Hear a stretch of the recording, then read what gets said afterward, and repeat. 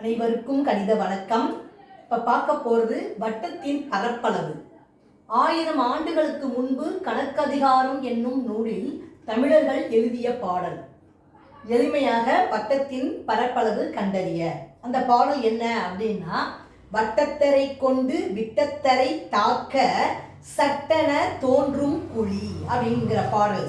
அதன் வழியாக வட்டத்தின் பரப்பளவை எளிதாக நம்ம கண்டறியலாம். இப்போ பாருங்க, ஃபர்ஸ்ட் வட்டத்தரை. வட்டத்தரை என்பது வட்டத்தின் சுற்றளவில் பாதி. வட்டத்தரை என்பது என்னது?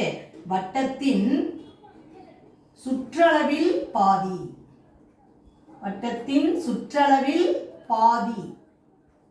அதாவது சுற்றளவுனா வட்டத்தினுடைய சுற்றளவு என்ன? 2πr அலகுகள்.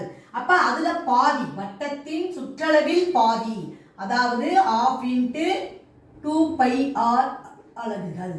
இப்போ பார்த்தீங்கன்னா இந்த ரெண்டையும் அடிச்சிடறோம். மிச்சம் இருக்கிறது πr அலகுகள். அடுத்து பாருங்க, விட்டத்தரை. விட்டத்தரை என்பது விட்டத்தில் பாதி. விட்டத்தில் பாதி, அதாவது விட்டத்தில் பாதி என்பது என்ன? விட்டம் பை 2. விட்டம் பை 2. இதுல பாதி என்ன வரும்?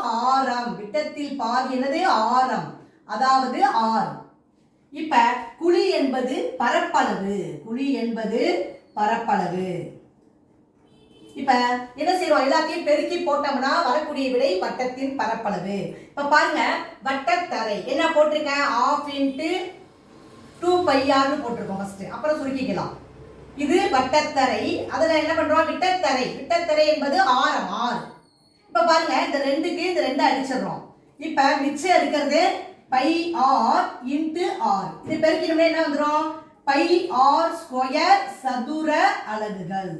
அப்ப therefore வட்டத்தின் பரப்பளவு πr² சதுர அலகுகள். இத மாதிரி தான் நம்ம இந்த பாடல் வழியாக வட்டத்தினுடைய பரப்பளவை நம்ம கண்டறியலாம். வட்டத்தின் பரப்பளவு πr² சதுர அலகுகள். புரிஞ்சுங்களா?